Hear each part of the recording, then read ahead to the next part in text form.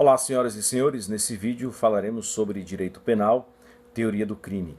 E para isso nós vamos utilizar exclusivamente o livro de Fernando Capês, Curso de Direito Penal. Tratando então sobre a teoria do crime, vamos conceituar crime. Nós podemos conceituá-lo sob dois aspectos, o aspecto material e o aspecto formal. Dentro do aspecto material, vamos verificar o porquê de determinado fato ser considerado criminoso e outro não.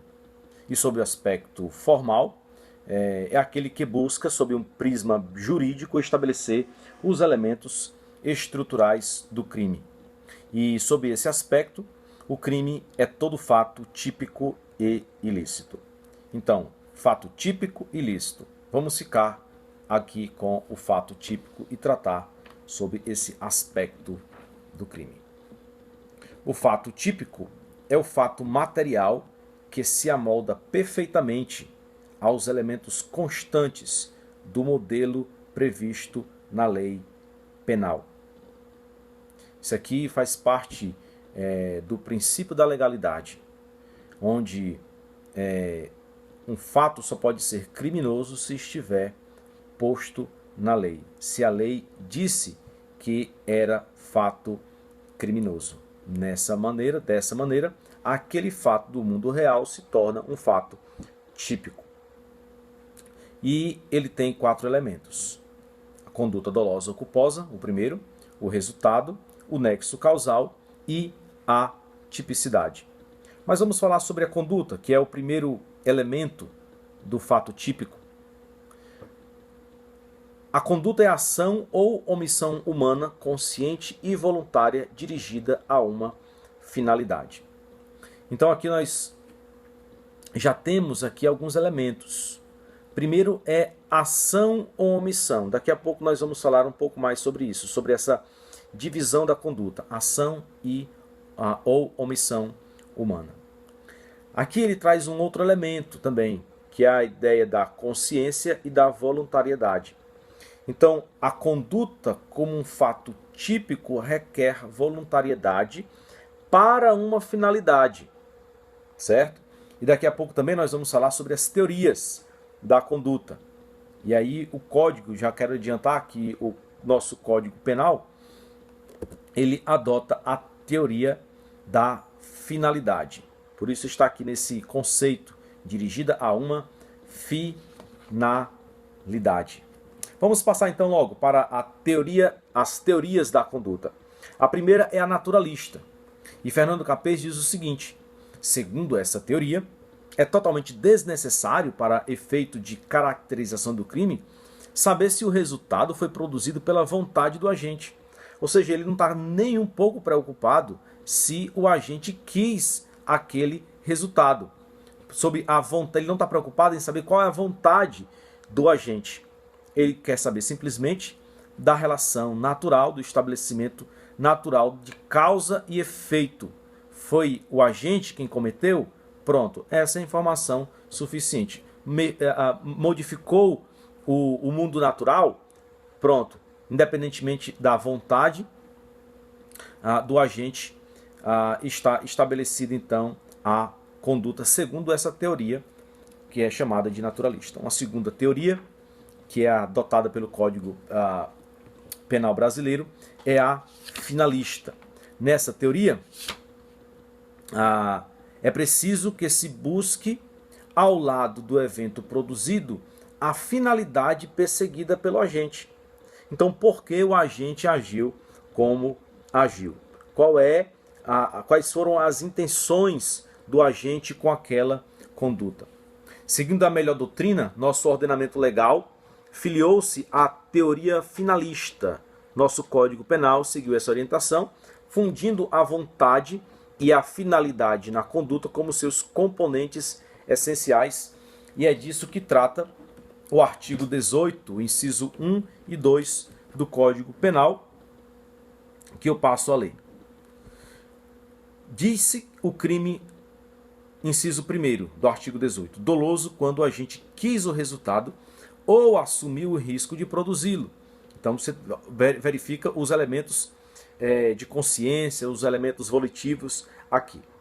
E o inciso segundo, culposo quando o agente deu causa ao resultado por imprudência, negligência ou imperícia. Muito bem. Então essa é a teoria finalista. Uma outra teoria é a teoria social.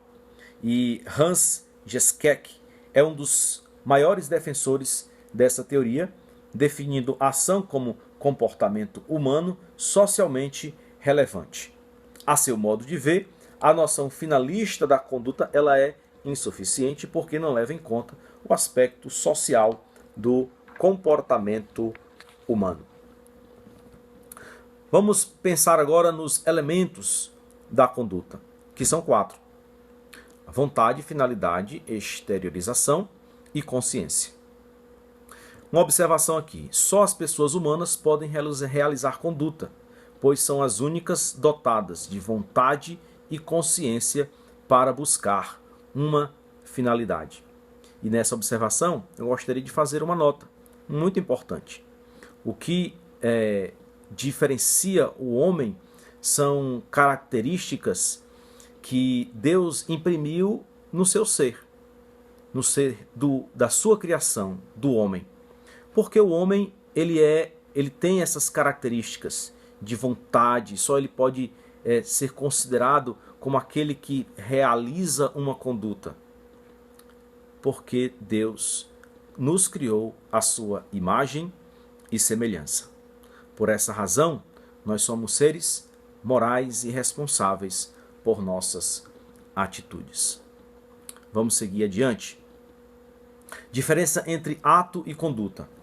A conduta é a realização material da vontade humana mediante a prática de um ou mais atos. Então, uma conduta que é parte de um fato típico, ela pode ser composta de um ato ou de diversos atos. Então, um homem que mata um outro por meio de um tiro de arma de fogo, então ele pratica uma conduta e um ato. Já aquele que mata por meio de 10 facadas no estômago de seu inimigo, de seu oponente, da vítima, então ele comete uma conduta e 10 atos. Então o ato é parte da conduta nesse sentido. Falando agora sobre a ausência de voluntariedade. A ausência de voluntariedade acarreta a ausência da conduta, pela falta de um de seus elementos. Então, vamos dar um exemplo aqui. A coação moral irresistível, chamada vício compulsiva, ela não exclui a conduta, uma vez que ainda resta um resíduo de vontade.